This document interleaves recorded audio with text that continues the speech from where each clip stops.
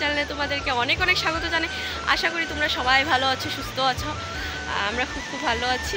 আজকে আমি পিকনিক খেতে এসেছি, দেখো সেই ব্লগটাই তোমাদের সাথে শেয়ার করব। আর আমার গলার অবস্থা তো খুবই খারাপ, সর্দি লেগে গেছে, ঠান্ডা লেগে গেছে, একটু ম্যানেজ করে নিও তোমরা।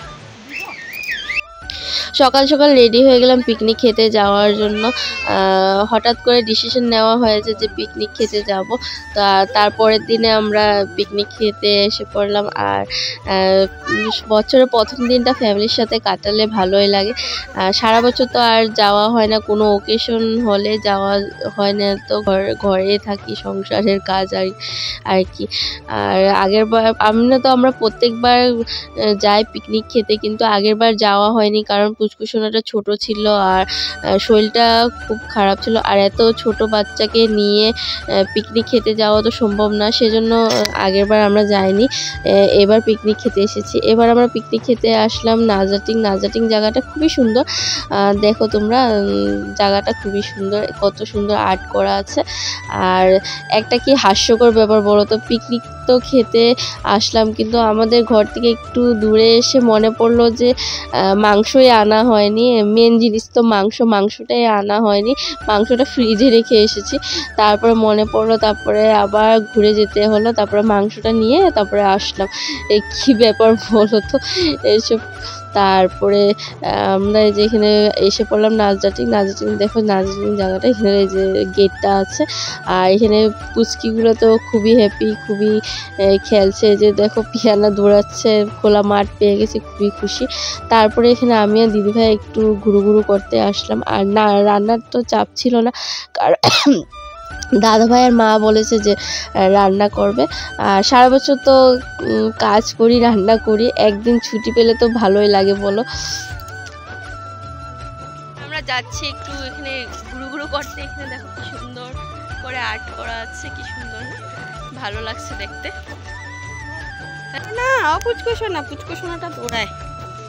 এই যে এদিকে দেখো, হাই বলো, হাই। আমাকে দেখে বলো, হাই বলো, বলো আমি পিকনিক খেতে এসেছি, বলো, এদিকে দেখে বলো। আমি আর দিদিভাই ঘুরে এসে দেখছি সবকিছু রেডি হয়ে গেছে। কিন্তু দাদাভাই মাংস চুলাতে চাপিয়ে দিল।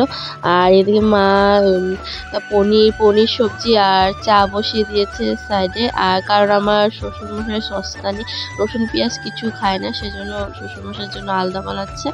আর দাদাভাই এখানে মাংস বানিয়ে নিচ্ছে। দাদাভাই রান্না খুবই টেস্ট, যেটা বানায় সেটাই খেতে খুবই টেস্ট। আর তারপরে মা চা বানিয়ে দিয়েছে, এখন আমরা চা খাবো। আর এদিকে পুচকুগুলা এখানে বিস্কিট খাচ্ছে, খিদা লেগেছিল। আর এখানে আমি চা খেয়ে নিচ্ছি। আর দিদিভাই আমাকে কি বলছিল, আমার হাসি পেয়ে গেছে চা খেতে খেতে। তারপরে এখানে রান্না তো হয়ে গেছে,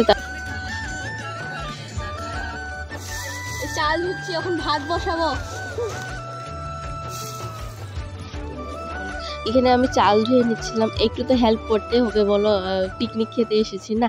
আর ছোট বাচ্চা আছে, ওদের তো খিদা লেগে যাবে না, তো জলদি রান্নাটা করে নেওয়াটাই ভালো। আর সেজন্য জলদি সব রান্নাগুলো করে নিয়েছিলাম। সবজি তো রান্না, তরকারি সব হয়ে গেছিলো, খালি ভাতটাই বসানো বাকি ছিল।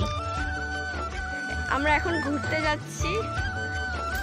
এখন এখানে ভিউগুলো কত সুন্দর। ওই যে মা আর দিদিভাই ওরা যাচ্ছে, আমি পিছনে যাচ্ছি ওদের। খুব ঠান্ডা লেগে গেছে আমার। এখানে দিদিভাই আর আমি কিছু কথার জন্য হাসি ধামালি করছিলাম। আমরা দুই জাল হতে পারি, কিন্তু কোনো সময় দুই জালের মতন থাকি না, সবসময় দুই বোনের মতন থাকি, সবসময় হাসি ধামালি ঠাট্টা মিলেমিশে থাকি। আর এরকমই যেন আমাদের মিলটা সবসময় থাকে। তারপরে এখানে যে খাওয়ার টাইম হয়ে গেছিলো। আর এখানে প্রথমে মা আর দাদা ভাই আর আমার বরকে খাওয়া দিয়েছিলাম। আর বাবা খেয়ে নিয়েছিল আগে, কারণ ছোটো বাচ্চা আছে না, এগুলো দুষ্টুমি করে, সেজন্য আর একজনকে তো দেখতে হবে, সেজন্য মাদেরকে আগে খেতে দিয়ে দিয়েছিলাম। তারপরে আমরা খেয়ে নিয়েছি।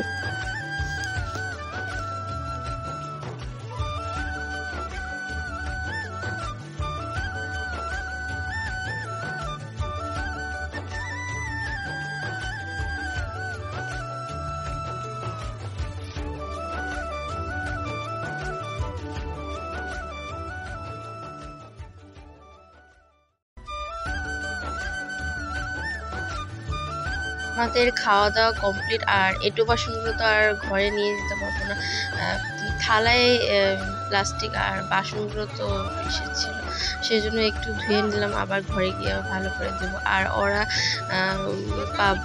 আমার বর আর মারা গাড়ি করে গেছে, এখানে একটু গাড্ডা ছিল, সেজন্য ওরা আগে চলে গেছে, তারপর আমরা পিছিয়ে পিছিয়ে যাচ্ছিলাম। ঘরে যাচ্ছি, দিদি ভাই মোবাইল গুতাচ্ছে, আর যে ওরা গাড়ি নিয়ে গেছে আগে, আমরা হাঁটতে হাঁটতে যাচ্ছি একটু।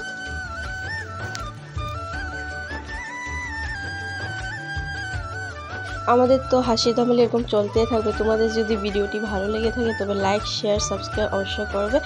আর দেখা হচ্ছে নতুন এক ব্লগে। এখনের জন্য টাটা।